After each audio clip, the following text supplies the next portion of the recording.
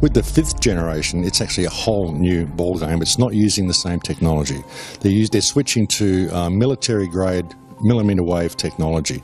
And when you look at this technology, I mean, if you go and look at DARPA reports, come and look at some of the patents that the United States military has put out on what they can do with psychological weapons, all sorts of things, crowd control, active denial, anything you can think of, this is what they can do with 5G. So any type of military application you can think of which has an electromagnetic base, they can do with 5G. And they're putting this out blanket across the population. Ladies and gentlemen, the President of the United States. Good evening, my fellow Americans. In the councils of government, we must guard against the acquisition of unwarranted influence, whether sought or unsought, by the military-industrial complex.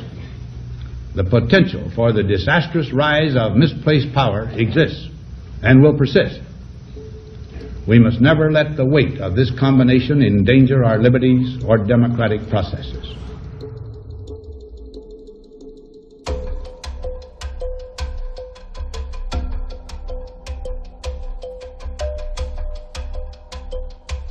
The FCC is a capture agency. They probably conducted what I believe to be the biggest fraud on the public ever conducted.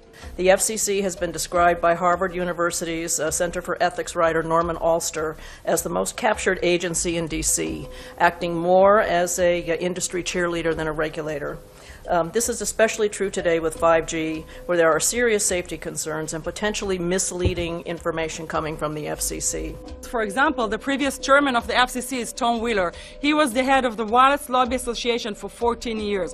Now remember, Obama told us there would be no lobbyists in his administration, so he took the biggest lobby and put him as a head of the FCC. And that's damn important.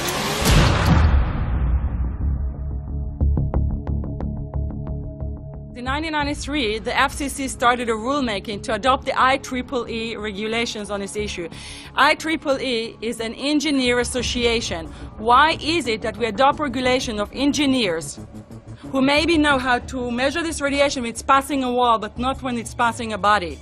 All our health agencies objected it, saying that it makes no sense to adopt engineer association, that they had not even one biomedical person on their team. They are effectively indemnified against adverse health impact lawsuits when the acceptable limits are higher than the limits actually shown to show harmful health effects. The FCC guidelines were developed for short-term exposures, 6 minutes, 30 minutes, depending on it's a phone or an outdoor exposure. And they have absolutely no connection to the biological effects that have been very clearly summarized in the Bio Initiative. So as you can see, there's a number of individuals in this room today that have serious concerns about this as regards to their health. If one of your companies decides to put one of these small cells up at a pole that's within, say, 50 feet of one of their houses, what recourse do they have to say, is there a way to move it somewhere else? There's language in the bill so that the authority can require the applicant to come forth with certification of compliance with the FCC's rules related to radio frequency emission. Remember that denial of request or denial of permit request that you can put in? It's going to point back to the acceptable levels as determined by the FCC. Not the EPA or not the CDC, the ones who usually take care of health concerns, but by the FCC, which is staffed by former members of the telecommunication industry. That's the fox guarding the hen house. It's a fact that most insurance companies will not indemnify against EMF effects. Telecom companies around the world are warning their investors of potential major costs due to real or alleged risks of EMF pollution from their products. Interestingly enough, they're warning their investors, but they're not telling their customers. They're basically keeping it quiet because that's where their money comes from. So we're using technology that could be very potentially harmful to us, and the investors know it. But their only worry is that they might lose money, not that our health might be affected. First of all, I think what you should really think about is why is it that they're not insured? It's not that they chose to be self-insured. They actually rejected by the insurance company from being insured because they understand the risk. So the insurance companies, the big insurance companies, will not insure the telecommunications? So there's insurance companies, and then there's what's called secondary insurance companies. Secondary insurance companies are the insurance companies that insure the insurance companies. So in an event, an insurance company, let's say I insure Verizon, and it may not be able to meet the claims, then the secondary insurance company is kicking in. Like Lloyd's of London? Sorry? Like yes, Lloyd's of exactly. London. So two leading ones would be Lloyd's of London and Swiss Re. Both told the insurance company not to insure the wireless industry, and this is why they're not insured. And that should give you a hint. Now, this is exactly why they have to prevent a health lawsuit. And how did they prevent lawsuit? That goes back to Section 704.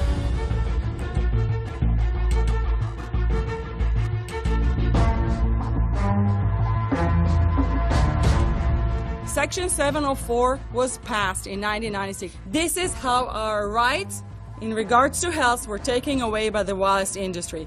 What this legislation did, it gave the power to regulate the health effects of wireless technology to the FCC.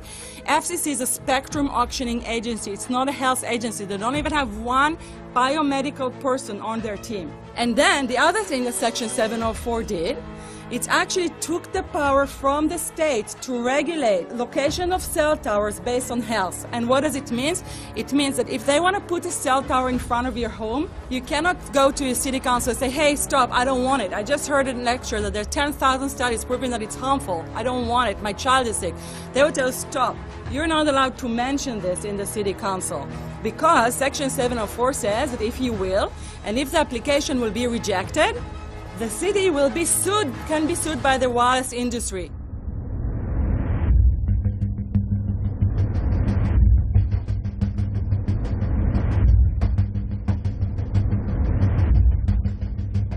A major U.S. government study on rats finds a link between cell phones and cancer. Very first government study linking the radiation from cell phones to cancer. Two-decade, $30 million federal study out today found there is some evidence of a link between cell phone radiation and brain cancer. Professor, what is the NDP? I've heard that study several times. NDP is what? So it's a $25 million study on rats and mice that was supposed to demonstrate that there were no effects of radiation below thermal. And in fact, it demonstrated exactly the opposite. And it follows on the heels of two major studies on animals that said exactly the same thing. And that study was designed perfectly to make sure that it cannot be challenged, that there will not be any doubt. That's why it took them 14 years. That's how they prevented discussion of health. And why do they want to prevent discussion of health if there's no problem with health?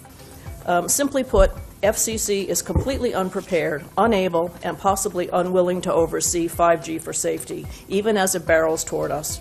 They are falling back on tired definitions and panaceas long since disproven by science. To make matters worse, recent FCC rulings and numerous industry-friendly bills passed at state and federal levels between 2016 and 2018 removed the last vestiges of local and state review over infrastructure siting, just when we need it the most.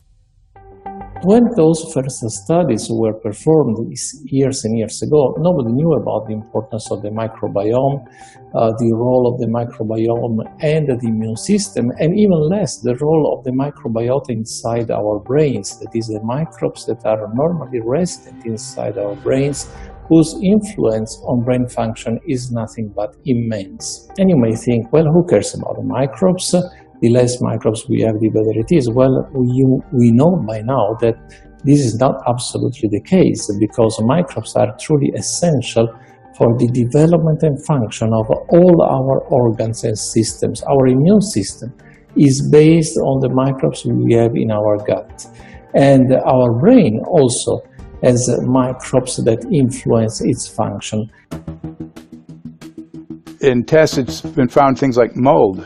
If you grow mold inside a Faraday cage, it'll grow one way, and then, even if the electromagnetic fields are around, take the Faraday cage away, and some sort of 600 biotoxins are developed within the mold because of the effects of the EMFs upon it. Electromagnetic fields, even of weak quality have an effect upon our microbiome, which is really essential to our whole being. This is going to eviscerate microbial DNA inside human beings, which is our effective operating system, number one. So it may not impact human DNA in laboratory experiments right now, and they're saying it doesn't impact human DNA. But given that human DNA is less than 1% of the cellular DNA in the human body, the rest of the cellular DNA is microbial, and we know that this will eviscerate microbial DNA. So we're talking about a takedown of the operating system of human beings. Exactly, exactly. I couldn't have put it better myself.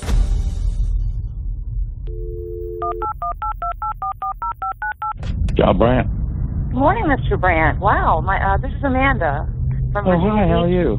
Hi, I've been trying to get a hold of you for months now. You guys are covering up chemtrails. No, we are not covering it. We have no reason to cover up chemtrails. Of course, you have every reason to cover it up. Every reason. It's called What losing your reasons job. would that be?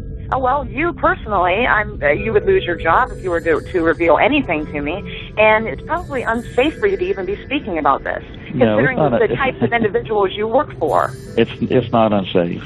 It is unsafe. There's no problem with us talking on, you're a citizen, you're making a complaint. Oh, It's a Lord, have complaint mercy on myself. It's a complaint in an area that we don't have authority to regulate.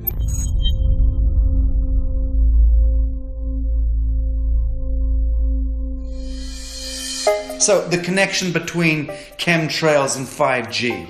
It's all interconnected. The metallized particulates, that would allow the 5G phased array, so basically the radar, that would allow it to be able to identify you, so it can watch you, it can identify you in your own home 24 hours a day, 7 days a week. For the last X amount of years, we've been through chemtrailing, and that is now the cat is out of the box. We've had these nanoparticulates raining down on humanity for years now, impregnating our bodies, by best accounts staying inside our bodies. Those nanoparticulates, what you're saying, are building up a kind of a phosphorescence glow capability so that we can be flagged up in our homes, behind concrete and steel, inside bunkers, in the basement, doesn't matter where you are. The 5G will be able to now triangulate, map and read you, because you as a living being are impregnated with these nanoparticulates, which are acting as a kind of transmission and reception technology.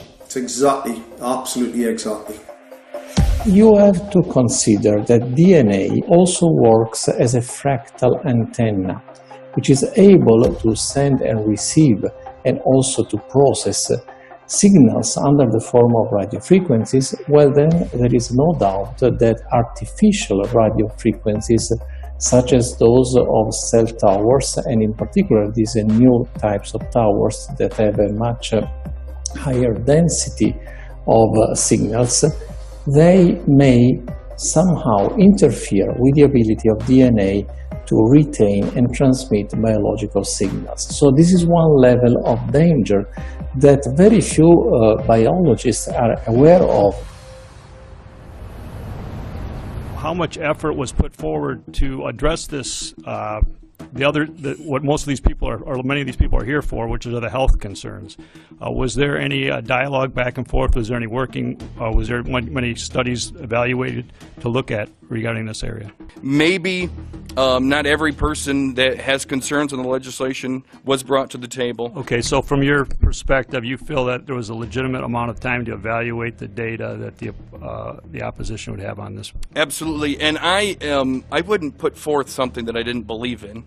And I'll tell you, as I mentioned earlier, and it's been commented several times amongst the panel here, this is truly an economic development issue. Our 3-year-old, again at home, is outraged when we pull out the driveway and he's not able to access Wi-Fi.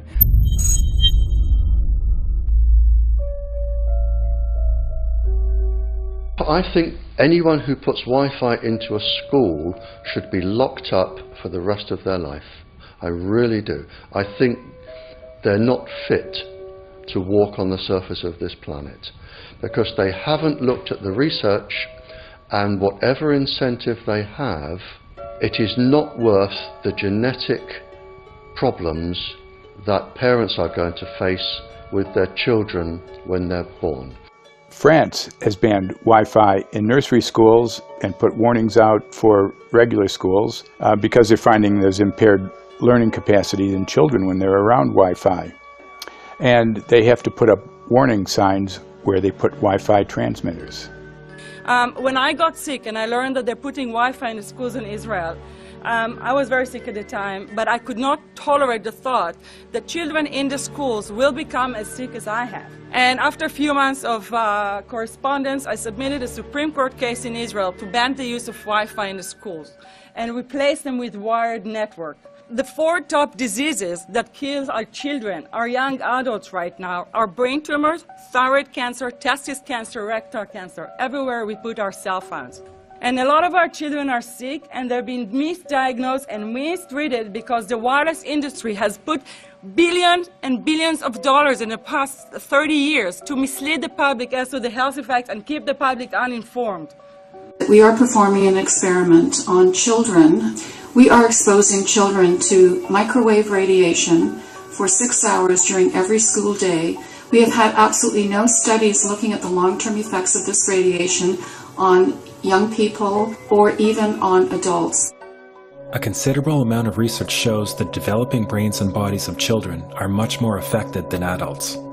And there are clear indications of a link between increased electromagnetic fields and autism spectrum disorders.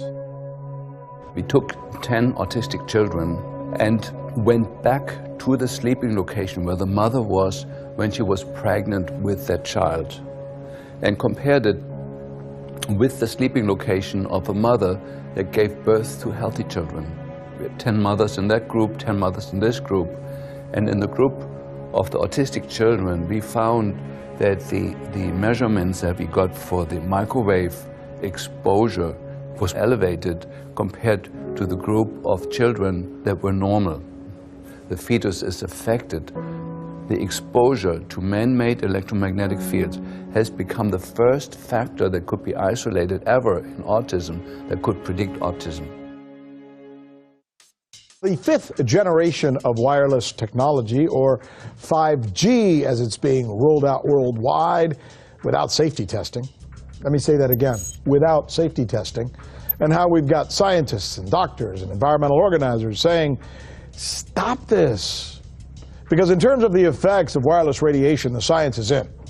Wireless radiation can lead to cancerous heart tumors, brain tumors, DNA damage. Wireless radiation is linked to infertility, to autism, Alzheimer's, and more. And guess what? All the effects that I just listed, those are some of the effects that are known according to the technology that's being seen today. First of all, you have to know that we know that the other EMFs that we're exposed to are already known to be health risks. And basically that 5G, because of the frequency that's going to be used and because of the extraordinarily high pulsation levels that will be used, is a much bigger threat to our health than the things that we already have, which are very substantial threats to our health. We're not just talking about the intensity. We're talking about the frequency and the very high level of pulsations. There's a huge literature which shows that pulsed EMFs, EMFs that pulse up and down very rapidly, are in most cases much more biologically active than our non-pulsed EMFs. Every single wireless communication device communicates via pulsations, but the industry completely ignores this issue. The problem with 5G is that they're planning to put out tens of millions of these antennae all over the place without doing one single biological safety test. Are you implying possibly that we, the consumers, are the guinea pigs since they haven't really done tests to see the effects in a smaller setting? I mean, that's not an implication, it's a statement. We are, yes. Cancer is not the main concern that I have. I'm really concerned about sperm count and about effects on pregnancy. How many of you know that 1 in 6 American couples is unable to have a child when they want to? How many of you know that last year the birth rate in this country dropped the most that it ever has in recent history, 3% in a single year? People look at the sperm, and people use cell phones, and the sperm, usually sperm swim, and they swim straight. But if you expose them to radio frequency, mobile phone waves, they swim in circle.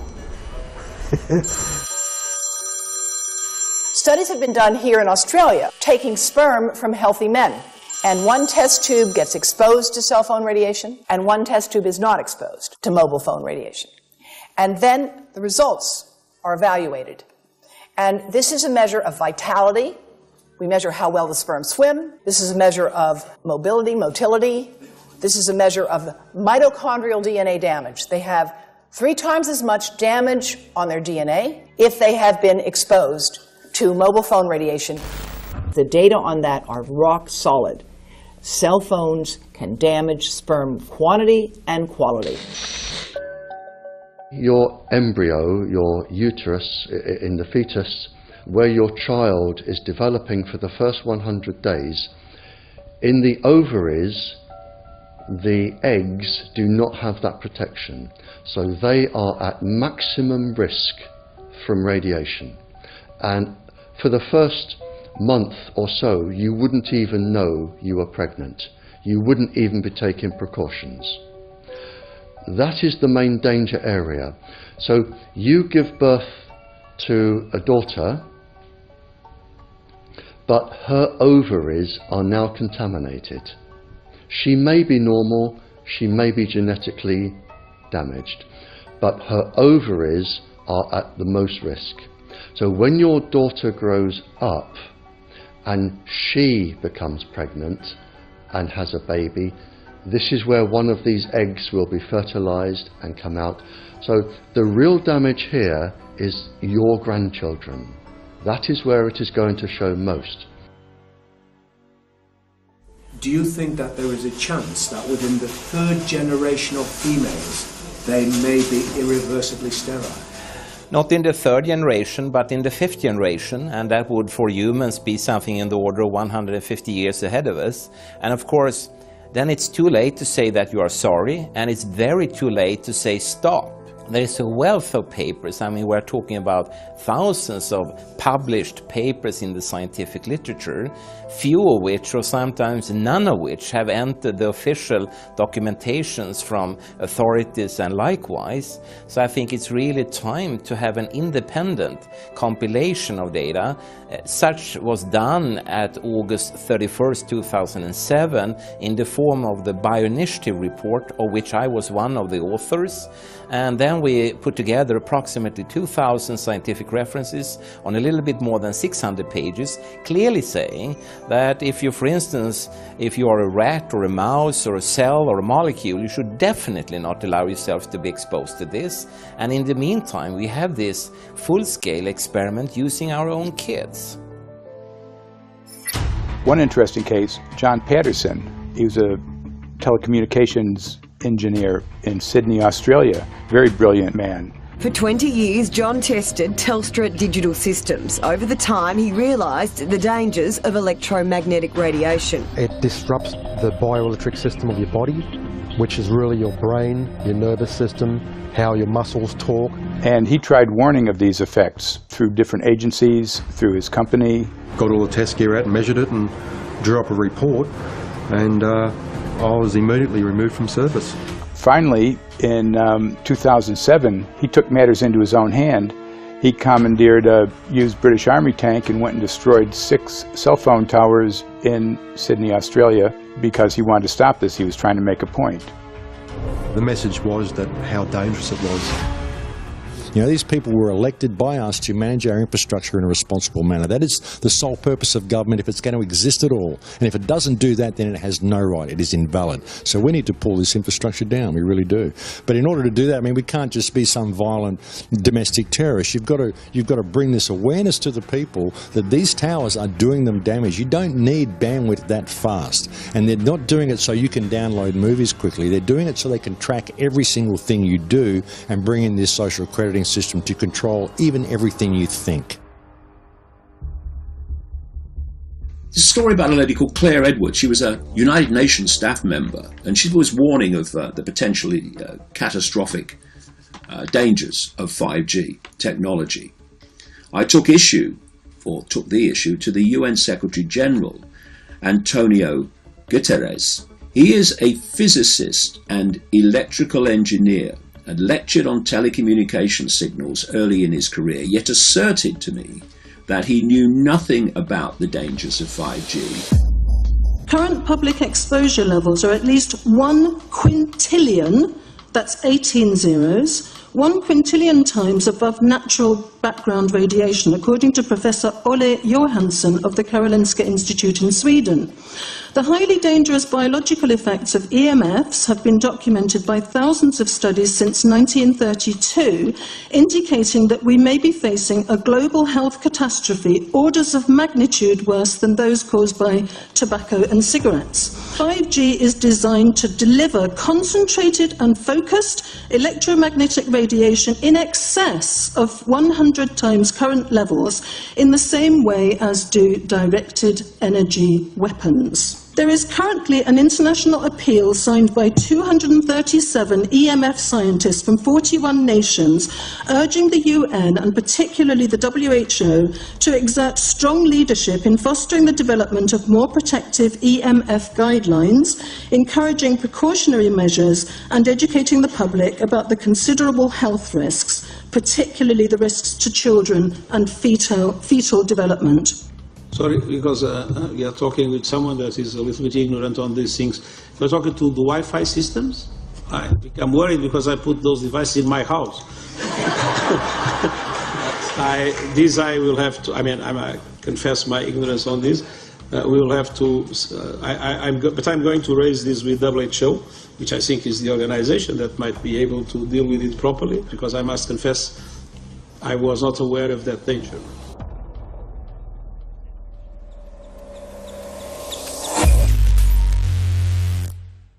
In 1996, when the Telecommunications Act was passed, in it was a provision essentially that kept local officials from addressing health issue concerns when approving or not approving a cell tower. So that's correct. But then something new is happening. We've talked a lot about it on the Solari report, thanks to Jason Bowden-Smith and his website EMF Warriors. But this is new. This is very, very new. So you're basically, sending out an appeal on something that in one sense hasn't happened yet. This is not just an incremental change. This is a big step up. It's a sea change. An onslaught's not an improper word. It's a bombardment.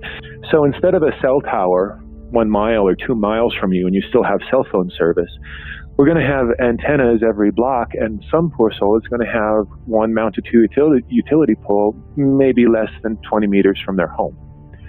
So this kind of, invasive bombardment with this many antennas, just in 1 square mile, if you do the math, 1 per block and 16 blocks per mile, that's about 250 antennas per square mile. The millimeter wave is untested. Former FCC Chairman Tom Wheeler openly said that they don't plan to test. We won't wait for the standards. And then our appeal also addresses the fact that there's a plan to roll out 5G through satellites in low Earth orbit.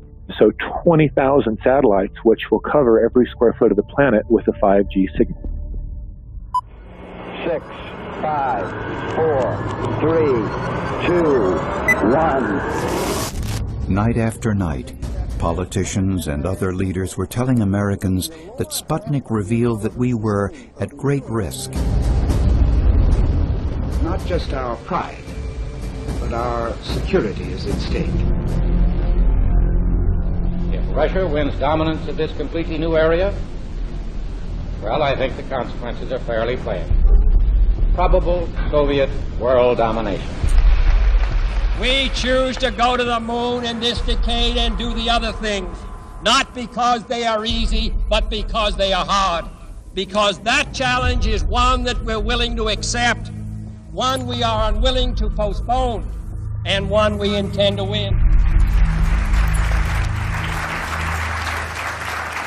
Welcome, everybody, to the White House. This is White House 5G Summit. My name is Justin Clark. I'm the Director of Public Liaison, and we are thrilled to have you here today. Really happy to be joined by a lot of leaders in industry, members of Congress and the Senate, White House leaders on this, and people from the FCC. Before we start, one, we are government, so don't assume we know anything, okay? I do agree. I don't know anything.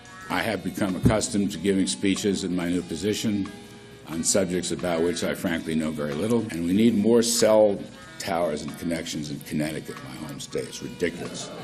The U.S. is in the lead thanks to our private sector as well as the work of the FCC and this administration overall. But China and South Korea and many other countries are eager to claim this mantle. We have every intention to deploy 5G first and reap the benefits of faster and more robust wireless. Yes, I hope we beat China, of course. And get to gigabit speeds and low latency, and the race has begun. Let there be no mistake. The race to 5G is a sprint. Winning the global race to 5G, it's a national priority. We must bear in mind the national security implications of winning the race on 5G. Today we're talking about the importance of being first in 5G, continued commitment to putting America first in the race to 5G. We're calling it America First, 5G First. Well, our strategy is called the 5G Fast Plan, a plan to facilitate America's superiority in 5G technology. Connected devices for health applications, which I love, has the capacity to make people healthier, as I understand it, a lot of medical applications. Industry is not asking the government for money to build 5G networks. They're asking us to cut the red tape that surrounds infrastructure deployment. We cannot let today's red tape strangle the 5G future. The red tape slows and sometimes stops the building of densified network facilities necessary for 5G. As we continue our efforts to keep government out of the way so that America can continue its leadership for America to win the race to 5G. One path is the government regulatory path. The other path is the private enterprise free market. Gales of creative destruction, Schumpeter path. Have you ever heard that? Gales of creative destruction? It just means let it rip. The new replaces the old. With 5G, we're on the cusp of another era of American innovation. It means an even more connected world for everyone around us, unlocking the potential of the Internet of Things to become safer, healthier, and more sustainable for our future. You know, sometimes, look, we all believe in the 10th Amendment, but sometimes you have to override it.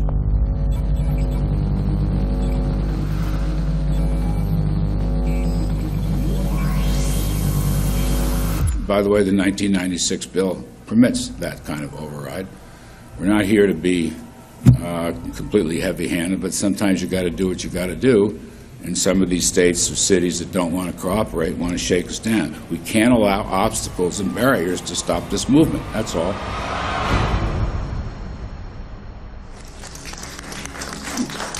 And this happened in Canada. I mean, there were some activists I was working with up there that said, well, you know, we won a victory. We got the Public Utilities Commission to allow us opt-out. And I said, boy, that's divide and conquer. They just got rid of the people that were raising hell.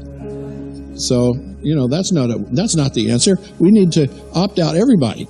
An opt-out is an agreement to pay to not be harmed. An opt-out is volunteering into extortion. An opt-out says that if I don't pay you, you have the right to harm me. So that doesn't work. This is a mandate. This is being pushed down your throat by a company that is not responsive, by a government that is not responsible, and it's being done in a collusion that's designed to undermine the individual rights of individual people in communities across the country and around the world. The Minister for the Environment has a duty. His duty is primarily to ensure that there is cleaner, better, healthier environment for people in this country. It's a simple duty. He also has a responsibility in regard to science and innovation to make sure that that happens. What seems to be happening here, in fact one could say undoubtedly happening here, is he's using science and innovation to ensure that our right to life is threatened. There have been no public debates. There is no public discourse. There are no public disclosures as to why, when, how, what is going on in regard to 5G. That by itself is a breach of ministerial responsibility, and one which we really should look at in terms of a private prosecution against the ministers who have failed to protect our right to life. Okay, smart technology, smart meters, smart cars, not that smart, huh? What does smart mean? Anything that has smart attached to it, secret militarised armaments in residential technology. That's where smart came from. And smart, every bit of technology that you see today has all all being developed for either some type of battlefield, some type of intelligence gathering system, and obviously these developments have to be commercialised, and people have actually took them into their homes. The definition of a smart grid is a wireless system that will fundamentally turn every single appliance in your home into the equivalent of a transmitting cell phone. That's every computer, every television, every furnace, every air conditioner, every coffee machine, every printer, every single appliance that you have in your house will eventually, in a smart grid, have an antenna that's embedded into it that will transmit your usage data to a smart meter on the outside of your home that will then transmit your usage data to another tower receiving that usage signal that will then go to the utility company for supposedly billing purposes. Not all signals will just be about your individual use. There will be aggregate meters that will bounce signal from house to house to house within a neighborhood that will then accumulate all of the usage data that will transmit that to the utility company. Now, what that will do is that the end metering system that is transmitting all of that data will be firing an RF signal at many, many times a second, which will increase the average homeowner's radio frequency radiation exposure exponentially. This picture shows some aphids on the leaf of an orange tree shortly after radar equipment was installed at a nearby airport a number of years ago. I noticed that every few seconds all the aphids would tense up in unison and do sort of a little dance, as you see in the picture. Upon further investigation, I found that the interval of time between the activity of each dance coincided exactly with the rotation of the radar rotor device at the airport, which was a distance of approximately 14 miles. The antenna arrays create this steerable beam, which helps concentrate the energy. The beams get pointed at the user. What's a MIMO tank? Massive in, massive out. British government have got a plan to roll 400,000 out. This is so that you've got 5G in every nook and cranny, every part of the countryside, so that you can have autonomous tractors, believe it or not. However, those transmitters, these are radar. It is phased array radar. Though that radar signal sweeping the countryside will kill every pollinator, every biological structure, it will sterilise livestock, it will kill the ground, consequently land won't have a value, obviously farmers will die, the community will be under attack. If we can't produce food, if we kill all the pollinators, we're in serious trouble. The takeaway is that 5G, the $1 trillion rollout of 5G by our friendly local government, is definitely a weapon system masquerading as a modern efficiency technology. It most certainly is, and what I put it down to, it's economic terrorism. There is no value, nil, in killing off your population, in destroying your ability to grow food, to kill all your pollinators. They may have a nice financial number on a piece of paper, but in reality, dementia, diabetes, all the things that are currently crippling the NHS, a burden on the country, illness, mental health issues, the focus of that cause can be identified and has been identified in the science. The science is proven. The epidemiological data that we're seeing on the street is now substantiating that science. The DNA inside you, the mitochondrial DNA, you can trace unchanged to your mother, her mother, her mother, right the way back to the beginning of the human race in Africa, the Stone Age. It is unchanged, the mitochondria, and that is being unchanged in your children, which means if you damage it, your child could be genetically damaged, then her child, and her child, and her child, forever. You are condemning the future generations of every single child. There is, however, a light at the end of the tunnel, or there is some ray of hope. Thanks to the principles of biological quantum entanglement that we have learned how to exploit in the field of biology and medicine, now we can transfer the information from the microbial DNA to the human DNA. And in so doing, we can train, so to speak, the microbes to withstand whatever extreme condition they are exposed to, including this new technology. And then we can train them to transfer this resilience of theirs to our DNA. So let's say that there are good reasons to be worried about the introduction of these new technologies, but fortunately, since the knowledge in the field of quantum biology, in the field of microbiome medicine is advancing as fast as potentially harmful technology, then we can exploit this knowledge to protect ourselves from any real potential or perceived danger from these new technologies. I've met with molecular and cellular biologists, with blood microscopists, with weapons development experts, frontline activists and researchers, and all the stories I'm hearing from these experts and pundits leads to the same thing. 5G is almost certainly the end game. It is an extinction event brought into our homes, into our classrooms, onto the high street, into the very cells and DNA in our human bodies. It is such a perilous threat that it is almost impossible to imagine, let alone describe. When the 5G signature goes live, it will tap into a multitude of satellites which are in geosat orbit around the surface of the Earth. Millions of surface antennas will pick up that signaling and will then scatter the signaling into hundreds and hundreds of millions of different micro antenna systems set up on street lamps and even in your home, which you're not aware of incidentally. The LED light bulbs in your home invariably contain the micro or nanotech lens flare capacitors which will receive the 5G signaling, and it will proliferate the 5G signaling everywhere by exploding the signal into billions of photons which will target everything all at the same time. This is stealth technology. This is invisible